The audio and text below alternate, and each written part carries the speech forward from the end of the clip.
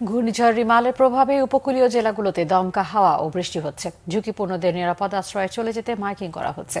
বরিশাল ও ভোলা রুটে সব নৌযান চলাচল বন্ধ ঘোষণা করা হয়েছে। বন্ধ রাখা হয়েছে সব সমুদ্র বন্দরের কার্যক্রম। চট্টগ্রাম আন্তর্জাতিক বিমানবন্দরের সব ফ্লাইট ওঠানামা ৮ ঘণ্টা বন্ধ থাকবে। প্রতিনিধিদের পাঠানো তথ্যছবিতে ডেস্ক রিপোর্ট।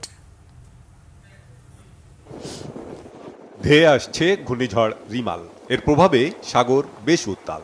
টানানো হয়েছে সতর্ক সংকেত। ঝুঁকিপূর্ণদের নিরাপদে সরে যেতে মাইকিং করা হচ্ছে উপকূলীয় এলাকায়। জনসাধারণকে জানানো যাচ্ছে যে বঙ্গোপসাগরে সৃষ্ট ঘূর্ণিঝড় রিমালের প্রভাবে উত্তাল কুয়াকাটা সংলগ্ন বঙ্গোপসাগর। কালো মেঘে ঢেকে গেছে আকাশ। বাড়ছে বাতাসের চাপ। পরবর্তী নির্দেশ না দেওয়া পর্যন্ত সকল মাছ ধরা ট্রলারকে নিরাপদ আশ্রয়ে থাকতে বলেছে আবহাওয়া অফিস। মোংলা উপকূলে দমকা হাওয়ার সাথে গুড়ি গুড়ি বৃষ্টি হচ্ছে।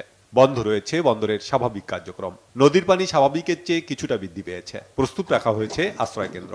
খোলা হয়েছে কন্ট্রোল রুম। সাতক্ষীরার উপকূলীয় এলাকায় নদ নদীর পানি স্বাভাবিকের চেয়ে 2 থেকে 3 ফুট বৃদ্ধি পেয়েছে। শ্যামনগরের গাবুরা এবং আশাশুনির প্রতাপনগরে অতি ঝুঁকিপূর্ণ বেড়িবাঁধ সংস্কারের প্রাণপণ চেষ্টা করছে এলাকাবাসী। জেলার সকল সরকারি দপ্তরের কর্মকর্তা কর্মচারীদের ছুটি বাতিল করা হয়েছে। 169টি আশ্রয় কেন্দ্র সহ 887টি শিক্ষা প্রতিষ্ঠান প্রস্তুত রাখা হয়েছে।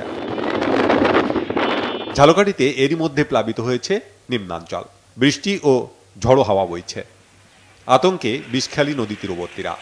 বেড়িবাঁধ না থাকায় বেশিরভাগ বাড়িঘরই অরক্ষিত। বিষখালী ও সুগন্ধা নদীর জোয়ারের পানি স্বাভাবিকের চেয়ে 2 থেকে 3 ফুট বৃদ্ধি পেয়েছে। আমরা বড় আতঙ্কে আছি বন্যার সিগন্যাল শুনে। কখন কি বন্যা ছুটে আমরা কি অবস্থায় থাকবো, কোথায় যাব, কোনো নিশ্চয়তা নাই। খুব আতঙ্কের মধ্যে আছি। আল্লাহ পাক ভবিষ্যতে কি করে আল্লাহ জানে। ঘর বাড়ি ঠাইগিরির আমরা তো জানি না, হ্যাঁ আল্লাহর পাকি জানে। রবিবার সকাল থেকে বরিশালে সব ধরনের নৌযান চলাচল বন্ধ করে দিয়েছে নৌবন্দর কর্তৃপক্ষ।